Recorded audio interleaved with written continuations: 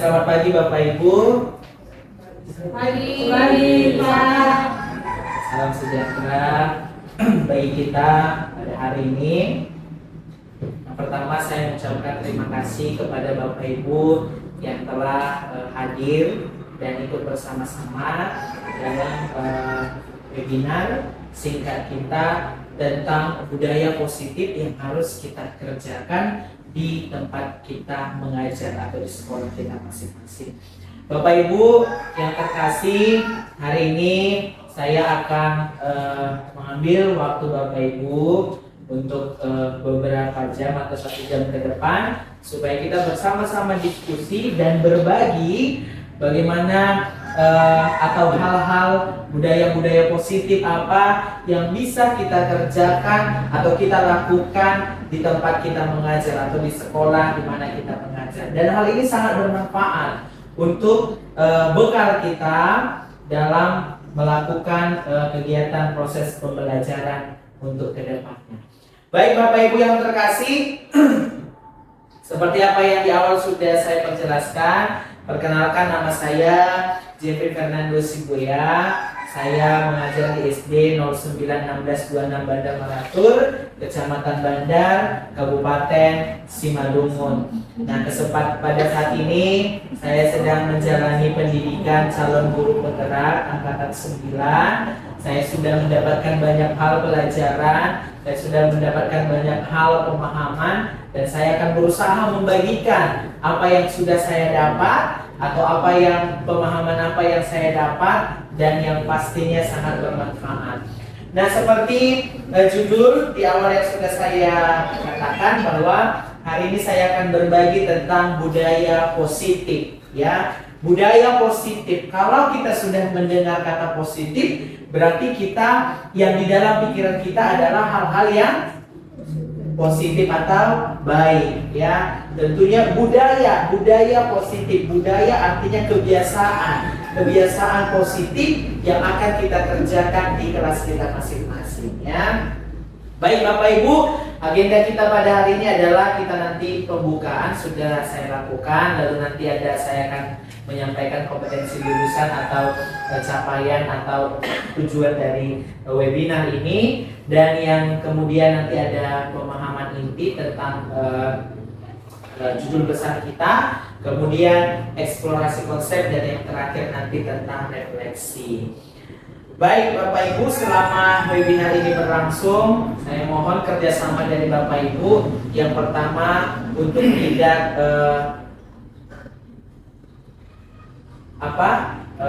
untuk tetap kondusif dalam acara ini, tidak dibenarkan untuk merecord.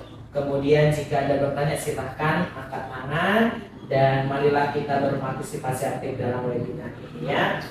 Kemudian Bapak Ibu, sebelum kita masuk, saya akan menyampaikan bahwa adapun capaian umum atau tujuan dari webinar ini adalah yang pertama, memahami konsep pendidikan menurut Ki Hajar Dewantara yang dihubungkan dengan konsep budaya dan lingkungan positif di sekolah yang berpihak pada murid, ya. Jadi kita akan memahami apa pengertian pembelajaran menurut Ki Hajar Dewantara yang ada kaitannya dengan budaya maupun lingkungan belajar.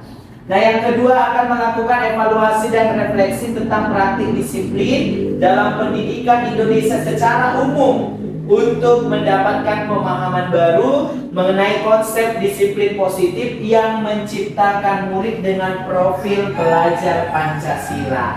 Nah, kita tahu bahwa era ini kita akan masuk ke dalam era kurikulum merdeka, yang dimana kurikulum merdeka ini tujuannya adalah kepada profil belajar Pancasila, karena profil pelajar Pancasila ini sudah mencakup item-item yang sangat-sangat bermanfaat bagi siswa. Dan ini ada kaitannya dengan disiplin ataupun kaitannya dengan budaya positif yang akan kita pelajari bersama. Dan yang ketiga, memahami peran sebagai guru untuk membangun budaya positif dengan menerapkan konsep disiplin positif dalam berinteraksi dengan murid. Benar ya Bapak Ibu, bahwa kita sebagai guru, kita harus memahami apa peran kita, apa yang bisa kita lakukan untuk menciptakan disiplin yang positif yang ada kaitannya dengan keberpihakan kepada murid. Kita lanjut Bapak Ibu. Baik, sebelum kita lanjut kepada ini, saya mau memberikan 3 pertanyaan kepada kita semua. Saya harap Bapak Ibu mari bersama-sama. Yang pertama, Bapak Ibu nanti silakan menjawab dengan leluasa, dengan pemikiran Bapak Ibu atau apa yang sudah Bapak Ibu alami di tempat mengajar ya. Yang pertama, setuju atau tidak setuju bahwa hukuman dapat mendisiplinkan anak? Ada Bapak Ibu yang mau memberikan masukan atau komentar, silakan.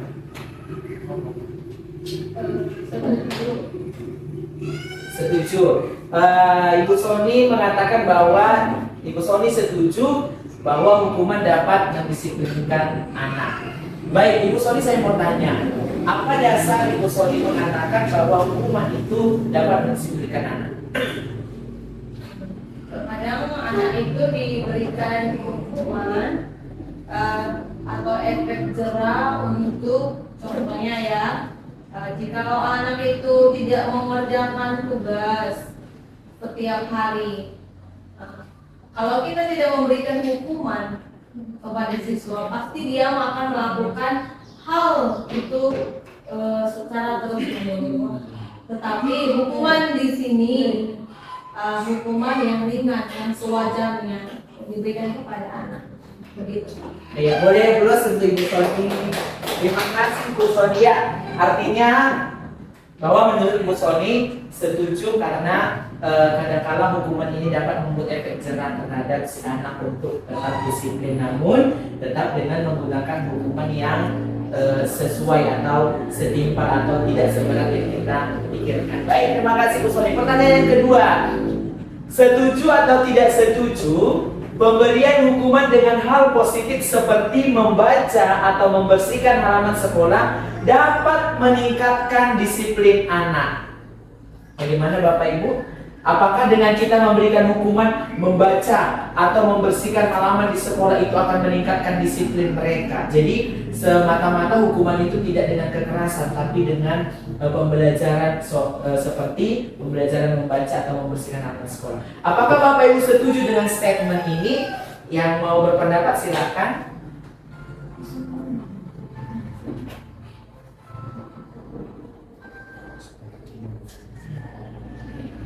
Iya, baik, terima kasih Bu Manalu bahwa Bu Manalu setuju dengan statement ini, karena menurut Bu Manalu dengan memberikan bacaan atau membersihkan halaman, si anak tersebut akan lebih giat dan akan lebih menjadi pembelajaran untuknya ke depan ya.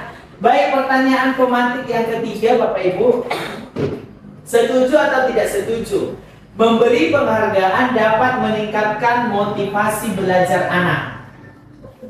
Setuju Bapak Ibu? Setuju. Alasannya kenapa? Kenapa dengan memberi penghargaan kita dapat meningkatkan motivasi belajar anak? Memberikan penghargaan dapat meningkatkan motivasi belajar anak itu sangat setuju ya Pak. Kenapa? Sama kita tarik ke dalam diri kita. Kalau kita diberikan sesuatu, walaupun itu harganya tidak seberapa atau tidak mahal, tapi kalau kita dikasih penghargaan, apalagi dilihat sama teman-teman, itu akan meningkatkan motivasi kita untuk belajar. Iya, benar sekali. Tepuk tangan Bapak Ibu. Ya, benar ya. Jangankan anak-anak. Oh ya, boleh. Ya. Jangankan anak-anak Bapak Ibu, ketika kita aja contoh diapresiasi oleh pimpinan kita atau atasan kita terhadap sesuatu hal yang kita kerjakan, justru itu yang membuat kita menjadi acuan semangat kita untuk boleh melakukan kegiatan kita ya. Apalagi anak-anak, bahwa anak-anak itu akan lebih semangat, akan lebih termotivasi ketika kita mengapresiasi atau memberikan penghargaan setiap karya-karya atau tugas yang diberikan. Contoh Bapak Ibu, saya sendiri ya, saya adalah pribadi orang yang sangat menghargai setiap pekerjaan atau tugas anak-anak. Jadi ketika anak-anak itu mengerjakan tugas, saya akan berusaha memberikan bintang. Nah, bintang ini adalah bentuk penghargaan kepada mereka. Nah, sekarang kita akan melihat nanti apakah jawaban-jawaban Bapak Ibu sesuai dengan pembelajaran budaya positif yang akan kita pelajari. Kita next Bapak Ibu. Baik, topik dalam eksplorasi konsep yang akan kita bahas hari ini adalah tentang disiplin positif dan nilai-nilai kebajikan universal. Kemudian teori motivasi, hukuman dan penghargaan, dan restitusi. Ketiga ada keyakinan kelas. Keempat, kebutuhan dasar manusia dan dunia berkualitas. Kelima, ada restitusi, yaitu 5 poin kontrol yang akan kita pelajari. Dan yang terakhir ada namanya segitiga restitusi. Nah, segitiga restitusi ini sangat luar biasa, nanti kita bahas karena ini akan berkaitan dengan permasalahan-permasalahan yang kita alami selama mengajar. Pembelajaran yang pertama kita akan bahas yaitu tentang disiplin positif dan nilai-nilai kebajikan universal. Nah, Bapak Ibu, saya akan membuat sebuah ilustrasi. Bapak Ibu, saya berharap Bapak Ibu memperhatikan saya. Saya memiliki 2 tangan. Lalu di tangan yang satu ini saya menaruh inhaler. Contohnya anggaplah ini seperti barang berharga. Lalu saya akan mengepal kedua tangan ini, akan mengepal kedua tangan saya ini. Kemudian contoh Ibu Soni. Bu Soni ini akan berusaha untuk menyuruh saya atau memerintah saya untuk membuka kepala saya yang berisi barang berharga ini. Pertanyaannya, apakah saya mau membukakan ini untuk Ibu Soni atau tidak? Anggaplah ini sesuatu yang berharga, lalu saya genggam. Lalu Ibu Soni memaksa saya untuk membuka ini. Apakah saya akan membukakannya atau tetap menutupnya?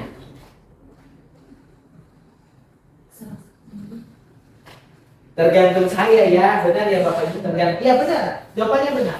Ada orang yang mau membukakan tangan dengan menunjukkan barang berharga itu. Tapi ada juga orang yang memang tidak mau menunjukkan karena menurutnya sesuatu yang berharga itu hanya milik dia saja atau hanya dia yang bisa menikmatinya. Jadi ada 2 tipe, atau itu tergantung orang yang memiliki, yang sepemilik penghargaan tersebut ya. Nah, Bapak Ibu, apa perubahan paradigma teori kontrol yang terjadi? Bahwa ilusi yang terjadi yang pertama adalah ilusi guru mengkontrol murid, ilusi bahwa kritik dan membuat orang merasa bersalah dapat menguatkan karakter. Ilusi bahwa semua penguatan positif efektif dan bermanfaat. Dan yang keempat, bahwa ilusi bahwa orang dewasa memiliki hak untuk memaksa. Benar, bahwa Ibu Soni ini ada hak untuk dia memaksa saya untuk membukakan kepala tangan saya. Dia punya hak untuk memaksa itu. Tapi kembali ke si pemilik tadi, apakah dia mau membukakannya atau tidak. Baik, kita akan bahas tentang respon teori kontrol atau teori pilihan yang sudah kita pilih. Siapa sesungguhnya yang memiliki kontrol? Kita akan bahas dari apa yang sudah kita bahas. Yang memberi stimulus respon adalah kita mencoba mengubah orang berpandangan sama dengan kita. Dan ya Bapak Ibu, dan kalau kita berusaha untuk mengubah orang supaya orang pikir kita sama dengan orang pikir orang lain. Lalu teori kontrolnya, kita berusaha memahami pandangan orang lain tentang dunia. Ini justru kebalikannya, ya. Kemudian yang kedua, perilaku buruk dilihat sebagai suatu kesalahan. Itu kalau stimulus respon. Lalu di teori kontrolnya bahwa semua perilaku memiliki benar tujuan. Kalau di sini dikatakan sebuah kesalahan, di teorinya mengatakan bahwa semua perilaku itu ada tujuannya. Yang ketiga, orang lain bisa mengontrol saya. Orang lain bisa mengontrol saya. Lalu teori kontrol mengatakan hanya Anda yang bisa mengontrol diri Anda sendiri. Yang keempat, pemaksaan ada pada saat bujukan gagal. Yang kelima, kolaborasi dan konsensus menciptakan pilihan baru. Yang keempat, model berpikir menang atau kalah, sedangkan di teori kontrol model berpikir menang. Itu dia. Kita lanjut Bapak Ibu, ini dia. Ini adalah bagan disiplin positif menurut Dr. William Glasser, bahwa disiplin positif ada teori pilihan atau teori kontrol menurut Dr. William Glasser. Yang pertama, bahwa Anda tidak bisa mengontrol orang lain, hanya Anda yang bisa mengontrol Anda sendiri. Yang kedua, semua perilaku memiliki tujuan. Yang ketiga, model berpikir menang-menang, kolaborasi dan konsensus menciptakan pilihan-pilihan baru. Yang keempat, realitas kebutuhan kita tentu berbeda. Ya, tentu berbeda. Kita berusaha memahami pandangan orang lain tentang dunia. Setiap orang memiliki gambaran yang berbeda. Ya. Lalu kita akan bahas satu persatu. Apa sih makna disiplin tentang Anda tidak bisa mengontrol orang lain? Bahwa makna disiplin belajar kontrol diri sendiri dengan menggali potensi kita agar tercapai tujuan mulia, yaitu sesuatu menjadi seseorang yang kita inginkan berdasarkan nilai-nilai yang kita hargai. Kemudian semua perilaku memiliki tujuan. Ada teori motivasi. Yang pertama untuk menghindari hukuman, yang kedua tentu untuk mendapatkan imbalan. Ini disebut motivasi berprinsip, ya. Kemudian yang ketiga menghargai diri sendiri. Kemudian nilai-nilai kebajikan universalnya seperti keyakinan kelas. Ya, Bapak Ibu. Ada 5 posisi kontrol. Yang pertama penghukum, yang kedua pembuat rasa bersalah, yang ketiga sebagai teman, yang keempat sebagai pemantau, yang kelima sebagai manajer. Dan di dalam ini terdapat segitiga restitusi yang mencakup 1, menstabilkan identitas, validasi kebutuhan, dan yang terakhir menanyakan keyakinan. Nah, hal ini bersesuaikan atau berhubungan dengan 5 kebutuhan dasar manusia, yaitu bertahan hidup, sebagai penguasaan, kasih sayang dan rasa yang diterima, kesenangan dan kebebasan. Baik Bapak Ibu, kita lanjut.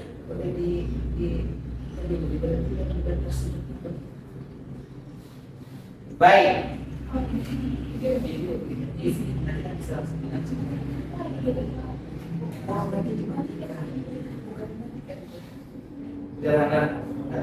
Apakah makna disiplin?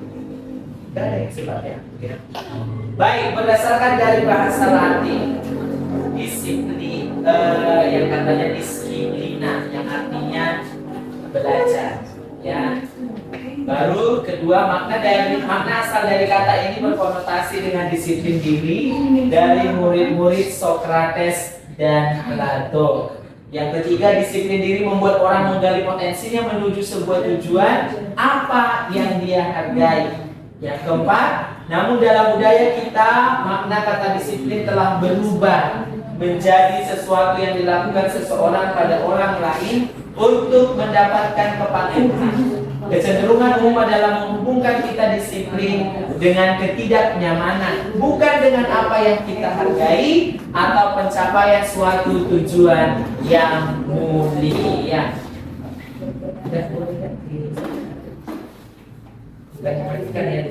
Baik.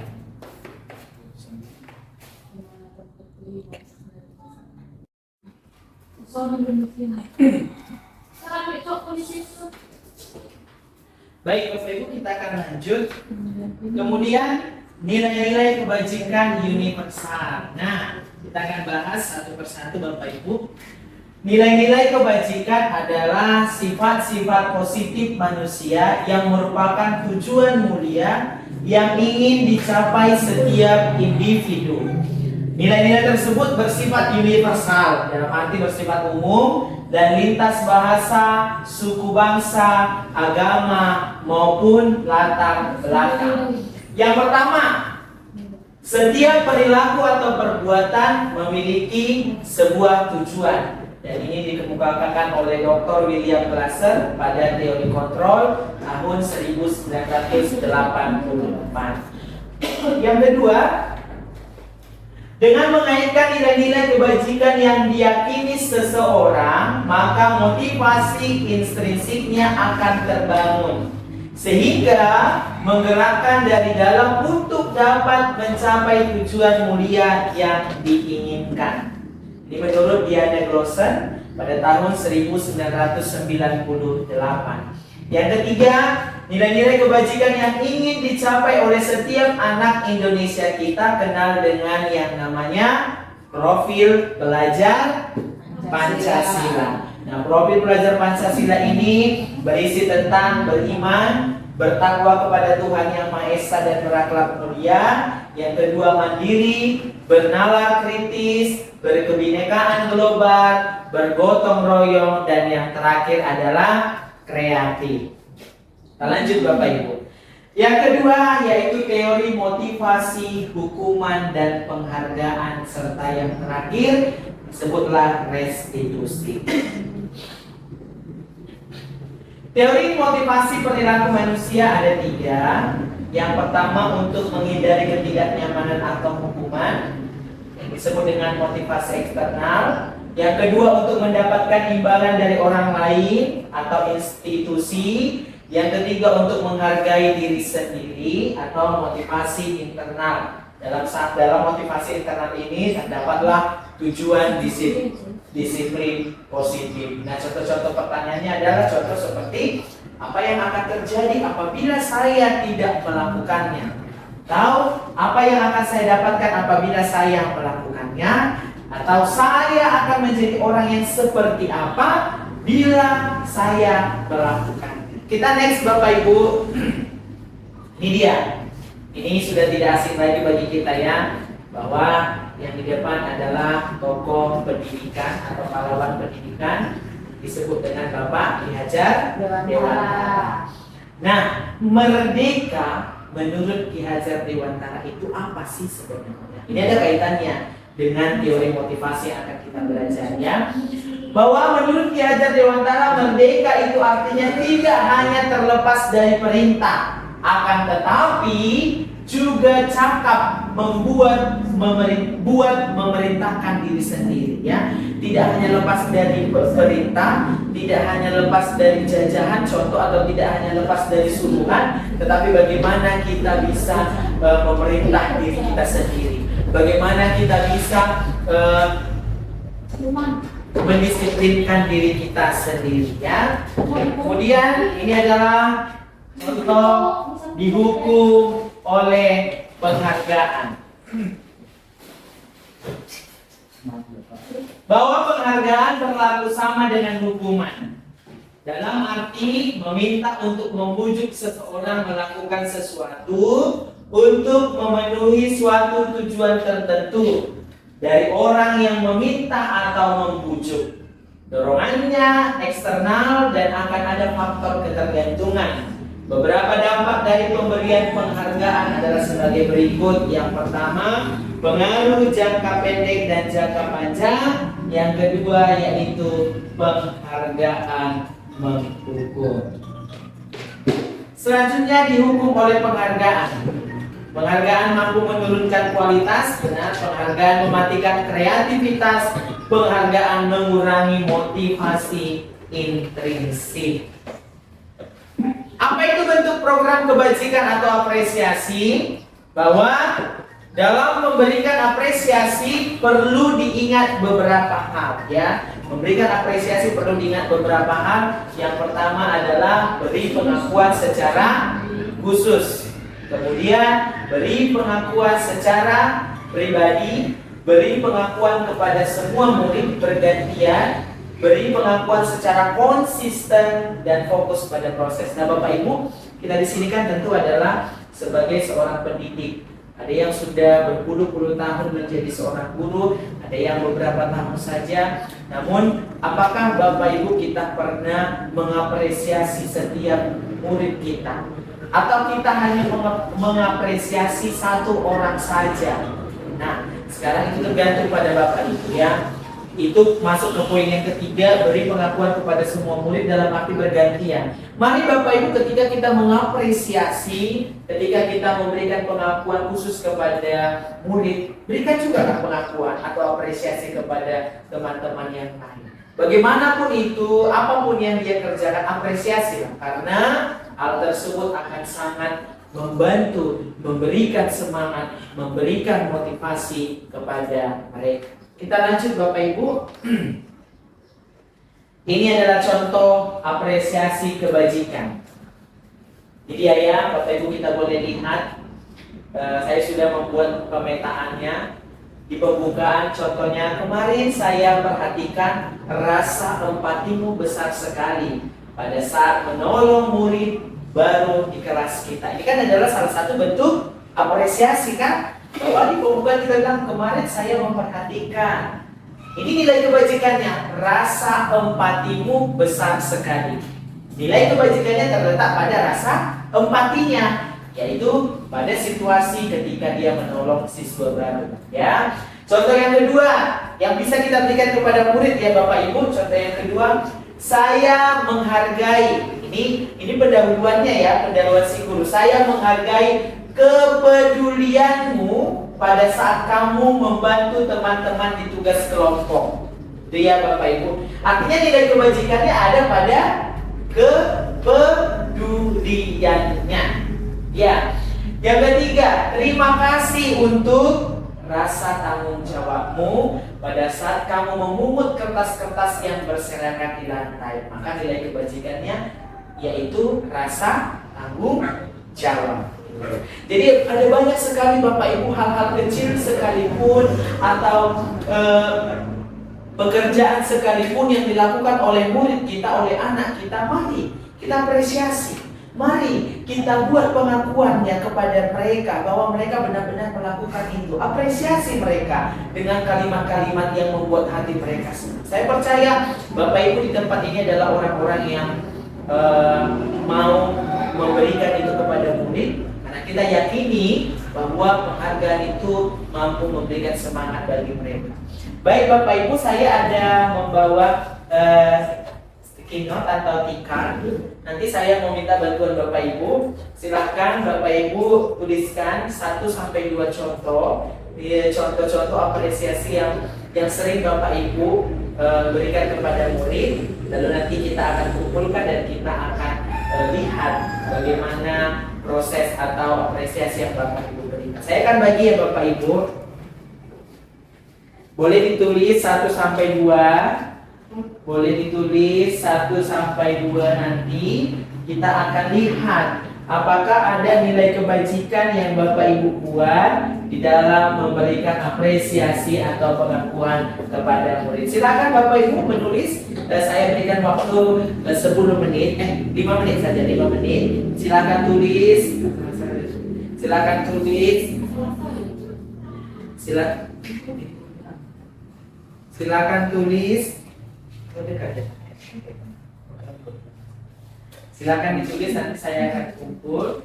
Nanti kita akan lihat nanti bagaimana apresiasi yang ada ya.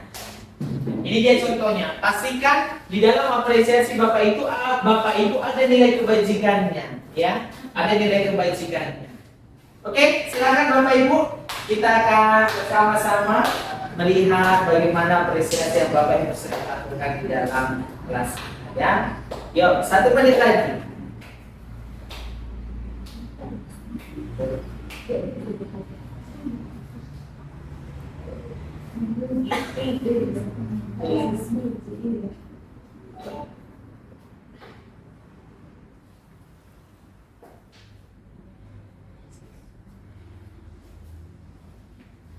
Jadi Bapak Ibu setelah belajar ini kita akan lebih memahami ya bahwa pentingnya memberikan apresiasi kepada murid itu seperti apa. Apa dampaknya? Nah, kita sudah memahami itu ya.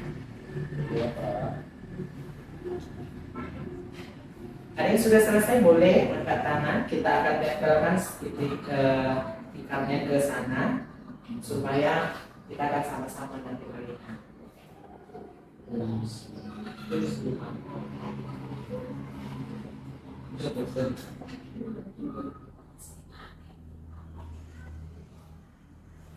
Ya, Bapak Ibu yang sudah selesai boleh ditempel ya di samping slideshow yang sudah saya buat. Nanti kita akan lihat bersama-sama.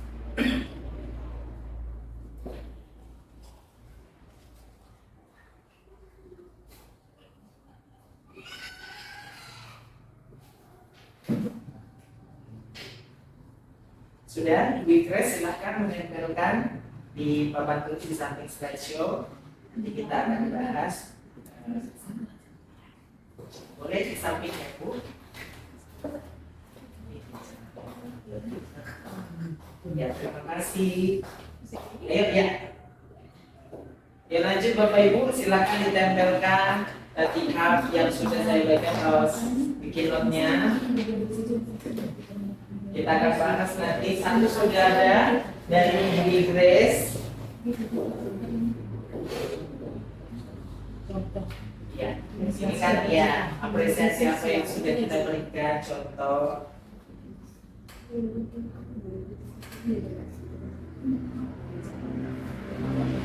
Ayo Ibu Irma silakan diserahkan. Terima kasih.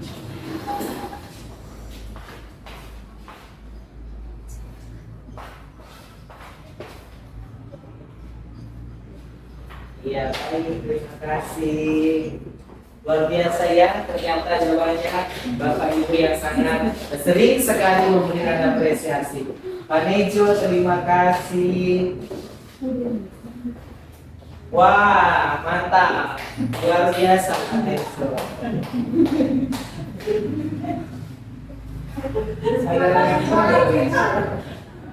Baik, kita lanjut Bapak Ibu, nanti kita akan bahas itu ya. Kita lanjut. Artinya apa? Artinya Bapak Ibu sudah tahu ya, sudah paham atau sudah mengerti bagaimana apa dampak daripada apresiasi kepada murid kita tentang nilai-nilai kebajikan ya, Bapak Ibu. Nah, ini dia tindakan guru. Apa itu tindakan guru? Mari Bapak Ibu,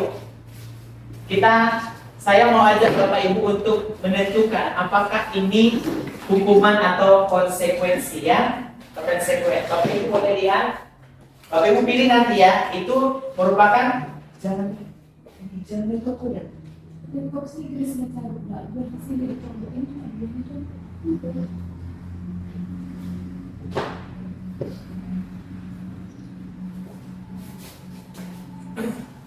Bapak Ibu, nanti ketika saya membacakan sebuah tindakan, Bapak Ibu silakan pilih itu apakah sebuah hukuman atau sebuah konsekuensi.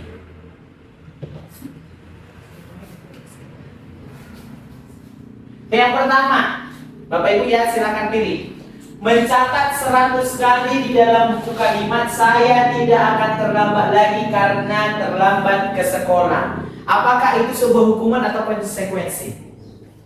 Menurut Bapak Ibu, tentu kan hukuman dan konsekuensi ini berbeda ya. Sekarang kita mau pilih-pilih yang mana merupakan hukuman, yang mana merupakan konsekuensi.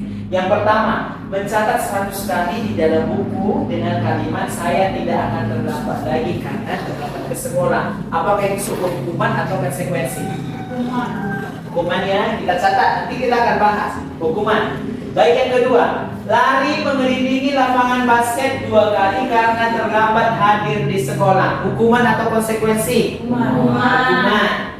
Murid diminta untuk push up 15 kali karena tidak menggunakan masker ke sekolah. Hukuman atau konsekuensi? Konsekuensi. Ada yang bilang konsekuensi? Yang lainnya? Hukuman. Oke, ada yang bilang hukuman atau konsekuensi. Nanti kita akan lihat Bapak Ibu ya. Menggantikan kertas tugas teman yang telah dicoret-coret. Hukuman atau konsekuensi? Konsekuensi. Baik, kita next.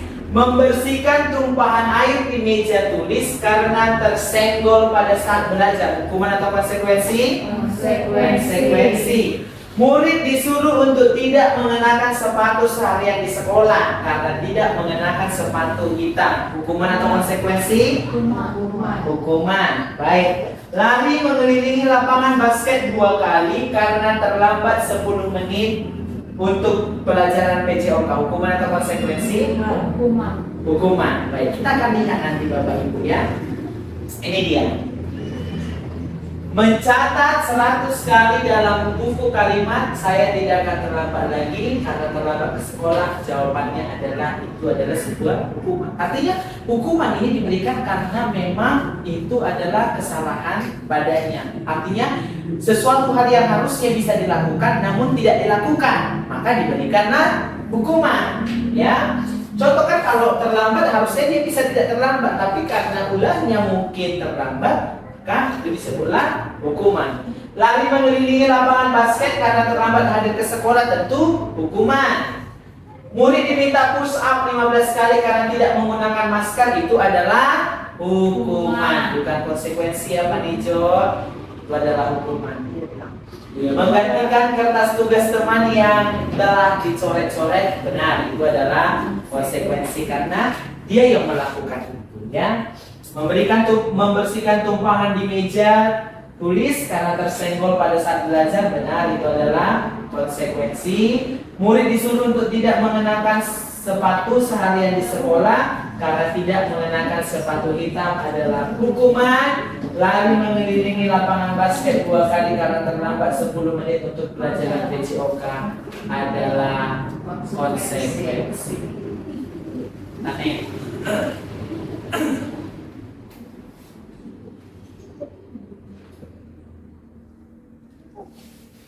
Sudah? Nah, apa perbedaan hukuman dan konsekuensi? Ini dia Bapak Ibu ya. Kadang-kadang kita hampir menyamakan hukuman dengan konsekuensi karena memang hampir sama. Tapi kita akan lihat apa perbedaan. Pada hukuman, sesuatu yang menyakitkan harus terjadi. Tapi pada konsekuensi, sesuatu harus terjadi. Membuat anak sakit, baik fisik maupun hati, untuk jangka waktu lama, itu adalah hukuman. Namun membuat anak merasa tidak nyaman dalam jangka waktu pendek, itu baru konsekuensi. Anak membenci kedisiplinan akan mendapatkan hukuman. Tapi ketika anak menghargai disiplin, baru termasuk konsekuensi. Paksaan itu juga hukuman. Stimulus tanggapan itu adalah konsekuensi. Kemudian konsep diri yang buruk, konsep diri yang baik. Anak belajar untuk menyembunyikan kesalahan, anak belajar untuk mematuhi peraturan. Marah, rasa bersalah, dipermalukan, merasa tak dihargai, itu adalah hukuman. Kemudian kehilangan hak, dibuat tidak nyaman, diasingkan untuk sementara waktu, itu adalah bagian dari konsekuensi. Kita masuk ke Bapak Ibu. Ini Bapak Ibu adalah materi yang sangat bermanfaat, dan inilah bekal atau inilah yang bisa kita lakukan nanti di dalam kelas kita masing-masing ketika ada permasalahan yang terjadi, ya. Ini akan bertolak belakang dengan apa yang sering kita lakukan. Apa itu restitusi? Ya. Restitusi adalah proses menciptakan kondisi bagi murid untuk memperbaiki kesalahan mereka, sehingga mereka bisa kembali pada kelompok mereka dengan karakter yang lebih kuat. Restitusi juga merupakan proses kolaboratif yang mengajarkan murid untuk mencari solusi bagi masalah mereka dan membantu murid berpikir tentang orang seperti apa yang mereka inginkan menjadi tujuan mulia dan bagaimana mereka harus memperlakukan orang lain. Artinya Bapak Ibu, restitusi ini adalah sebuah jembatan atau sebuah hal yang bisa kita lakukan untuk mencari solusi atau cara-cara yang bisa kita lakukan atas setiap permasalahan yang terjadi di dalam kelas kita masing-masing. Restitusi ini sangat membantu kita sebagai seorang guru, Bapak Ibu. Karena di dalam restitusi ini kita akan nanti banyak belajar hal dari sesuatu yang membuat kita banyak pikiran. Restitusi ini akan membantu kita untuk membawa para peserta didik kita kepada disiplin atau budaya positif yang sangat-sangat bermanfaat bagi hidup mereka. Karena restitusi ini akan berbicara tentang karakter yang lebih kuat. Kita lanjut Bapak Ibu. Ini dia. Ini dia, ada identitas, ada identitas gagal, ada identitas sukses. Ya, kalau identitas gagal ya, udah tahulah kita Bapak Ibu hal-hal apa yang membuat atau ciri-ciri yang dikatakan identitas gagal. Kemudian kalau identitas sukses juga apa yang ada yang bisa kita perbuat. Namun pada identitas sukses ini ada restitusi yang bisa kita pilih, ada restitusi yang bisa kita kerjakan, ada restitusi yang bisa kita lakukan, ada restitusi yang bisa kita fokuskan, ya. Nah, ini dia, ada 9 ciri-ciri restitusi. Ini dia ya Bapak Ibu. Yang pertama, bahwa restitusi bukan untuk menebus kesalahan, namun untuk belajar dari kesalahan. Itu dia restitusi. Yang kedua, memperbaiki hubungan, benar. Yang ketiga, tawaran, bukan paksaan. Benar ya. Jadi Bapak Ibu, nanti ketika kita melakukan restitusi di dalam kelas kita masing-masing, itu bukan sebuah paksaan ya. Tapi kita memberikan arah, kita memberikan solusi, kita memberikan jalan kepada orang-orang yang akan terlibat. Apakah mereka mau atau tidak itu tergantung kepada si objeknya, ya. Itu dia. Kemudian restitusi menuntun untuk melihat ke dalam diri. Benar bahwa restitusi ini Bapak Ibu akan mengajak kita untuk kita lebih mengupgrade diri kita, lebih mengenal sudah sejauh mana proses perkembangan diri kita. Restitusilah jawabannya. Yang kelima, restitusi mencari kebutuhan dasar yang mendasari tindakan. Iya, akan dicari itu apa akar masalahnya, apa sebenarnya kenapa itu bisa terjadi, kenapa sesuatu hal itu bisa terjadi. Di dalam restitusi ini kita akan belajar itu Bapak Ibu, ya. Yang keenam, restitusi diri adalah cara yang paling baik. Benar. Ketika kita belum memahami restitusi ini, mungkin kita akan kewalahan di dalam menghadapi situasi. Tapi restitusi ini nanti Bapak Ibu akan sangat-sangat membantu kita untuk mengatasi setiap permasalahan-permasalahan yang terjadi. Yang ketujuh, restitusi fokus pada karakter, bukan tindakan. Ya, bahwa restitusi ini akan berbicara tentang karakter. Bagaimana karakter kita? Apa karakter yang kita lakukan?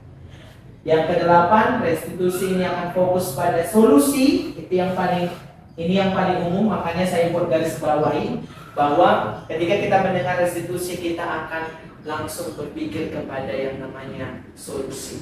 Dan yang terakhir, restitusi mengembalikan murid yang berbuat salah pada kelompoknya. Ini dia, keyakinan kelas. Ya. Baik, mengapa tidak peraturan saja? Mengapa harus keyakinan kelas? Banyak orang yang berpandangan bahwa keyakinan dan peraturan kelas itu sama. Namun berbeda ya Bapak Ibu, peraturan dan keyakinan itu berbeda. Ada dua pertanyaan pemantik. Mengapa kita memiliki peraturan harus menggunakan helm bila mengendarai kendaraan roda 2? Mengapa kita memiliki peraturan harus datang tepat waktu pada saat mengikuti pelatihan? Untuk mendukung motivasi intrinsik, kembalilah ke nilai-nilai atau keyakinan-keyakinan yang lebih menggerakkan seseorang dibandingkan mengikuti serangkaian peraturan. Ini dia, budaya positif Bapak Ibu. Budaya positif lalu diikuti dengan lingkungan yang positif. Ketika ada lingkungan yang positif, maka terciptalah keyakinan kelas, maka adalah yang namanya peraturan kelas. Ini dia Bapak Ibu, contoh kesepakatan kelas. Nah, Bapak Ibu, adakah di sini yang pernah membuat kesepakatan kelas di kelasnya masing-masing? Pernah ya, tentu ya Bapak Ibu, karena kesepakatan ini sangat penting. Kesepakatan ini adalah sesuatu yang kita sepakati antara kita dengan murid untuk kita lakukan bersama-sama. Contohnya apa? Kami guru dan murid yang saling menyayangi, kami murid yang semangat belajar, kami murid yang peduli dengan teman-teman. atau boleh saja kesepakatan kelas datang tepat waktu, menjaga kebersihan sekolah. Ini ada contoh kesepakatan kelas. Saya lihat ini kelas siapa yang luar biasa, ada kesepakatan kelasnya, ada keyakinan kelasnya lengkap ya. Ini adalah contoh kesepakatan kelas yang benar ya. Artinya Bapak Ibu kita harus membuat kesepakatan yang baik. Kita lanjut Bapak Ibu. Ini kita next saja. Ini dia. Oke. Bagaimana cara mengubah peraturan kelas menjadi keyakinan kelas? Perhatikan Bapak Ibu. Kalau misalnya kita membuat peraturan, selalu kembalikan buku ke tempatnya. Itu kan bahasa peraturan. Tapi keyakinan mengatakan itu adalah tanggung jawab, ya. Kemudian dilarang mengganggu orang lain. Berarti keyakinannya adalah menghormati orang lain. Artinya ini bisa kita ubah ke dalam keyakinan kelas, ya Bapak Ibu, sebuah peraturan. Hadir di sekolah 15 menit sebelum pembelajaran dimulai. Berarti keyakinan kelasnya menghormati orang lain dan berkomitmen. Kemudian dilarang melakukan kekerasan, berarti berbicara tentang keselamatan dan menghargai orang lain. Dilarang menggunakan narkoba, berbicara tentang kesehatan. Bergantian atau menunggu giliran, menghargai orang lain atau bersabar. Kemudian gunakan masker, berbicara tentang kesehatan dan keselamatan. Jangan berlari di kelas, itu berbicara tentang keamanan dan keselamatan. Apa kebutuhan dasar manusia dan dunia yang berkualitas? Ini dia kebutuhan dasar manusia Bapak Ibu. Kasih sayang yang diterima. Ini kan kebutuhan kita untuk bertahan hidup selain makanan ya. Kesenangan, penguasaan, dan kebebasan. Benar Bapak Ibu setuju dengan ini? Bahwa ini adalah kebutuhan dasar manusia di luar dari makanannya. Benar, kita pengen mendapatkan kasih sayang. Kita pengen punya kekuasaan. Kita pengen kebebasan. Kita juga pengen yang namanya kesenangan. Inilah kebutuhan dasar kita sebagai manusia. Lalu apa yang mau kita bahas? Ini dia 5 posisi kontrol. Ya. Jadi ada 5 posisi kontrol kita sebagai seorang guru. Nanti Bapak Ibu bisa tentukan Bapak Ibu selama ini sudah sebagai apa. Yang pertama ada 5 posisi kontrol, yaitu penghukum. Yang kedua, membuat rasa bersalah. Yang ketiga, sebagai teman. Yang keempat, pemantau. Yang kelima, sebagai manajer. Ya. Nah, kalau sebagai penghukum ini, tentu kita sering menghardik atau menunjuk-nunjuk, menyakiti, menyindir. Itu adalah bagian dari kontrol penghukum. Kalau membuat rasa bersalah, biasanya berceramah dan mengatakan seharusnya kamu bla bla bla bla. Itu kan kita membuat mereka akhirnya merasa bersalah kan? Atau saya kecewa dengan tindakanmu yang konyol itu. Akhirnya mereka akan merasa bersalah kan? Itu dia rasa bersalah. Sebagai teman, contoh membuatkan alasan-alasan untuk muridnya. Contoh bisa saja kadang-kala kita punya janji atau hal-hal apa yang sudah kita sampaikan cuma kita lupa, biasanya kita membuat alasan ya. Pemantau, biasanya pemantau ini sebagai pengamat ya, sama dengan pengamat. Manajer, biasanya manajer ini tidak langsung menyalahkan, tapi dia akan mengajukan pertanyaan-pertanyaan. Kita next Bapak Ibu. Kita next lagi. Ini dia segitiga restitusi. Kita langsung ke segitiga restitusi. Boleh kita lihat.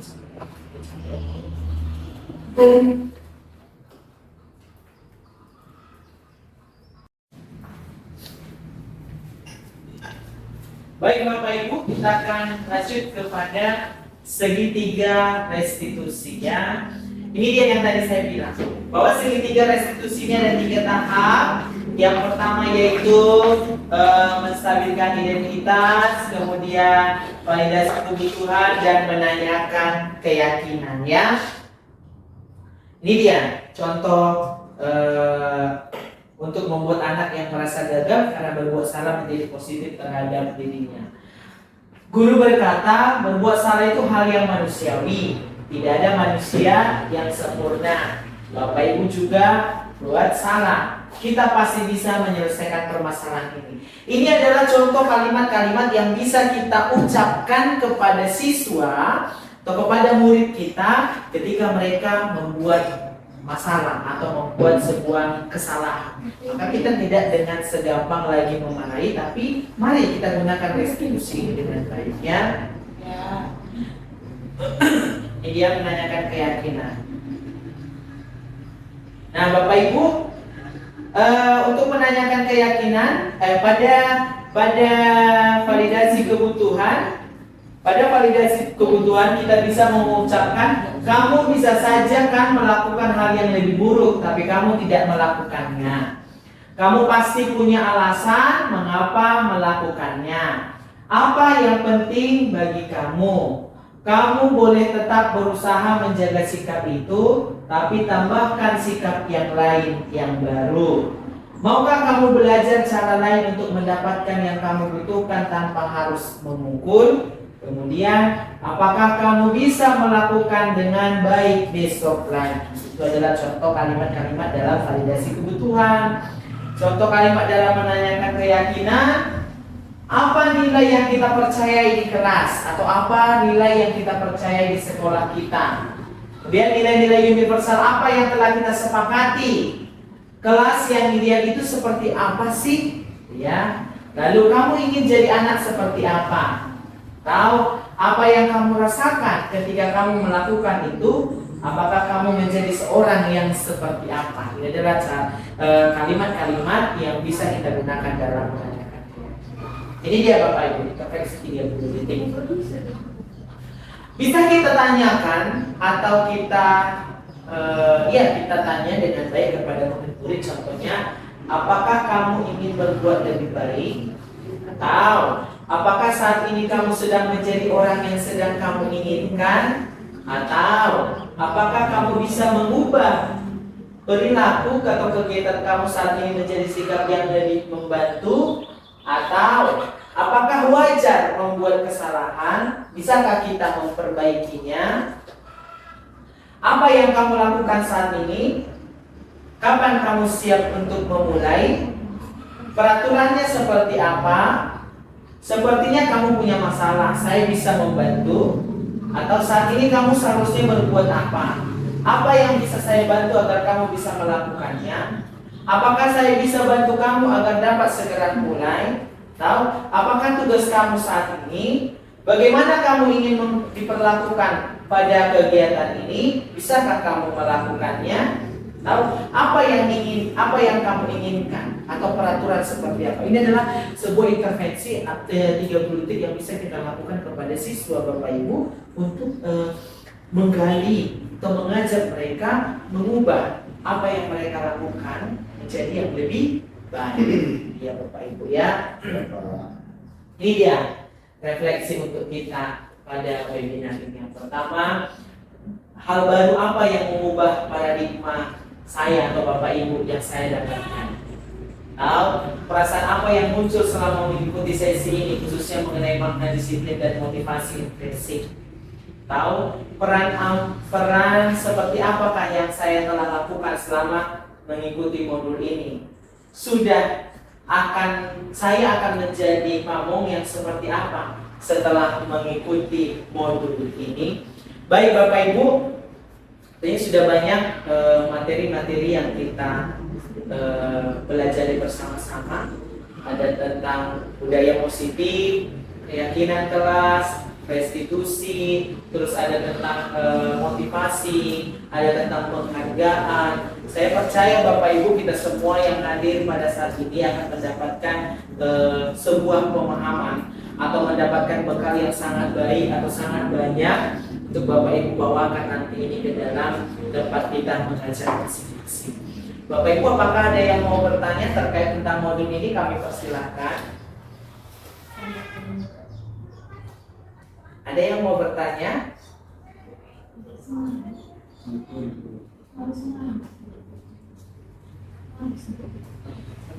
Ada yang mau bertanya Bapak Ibu?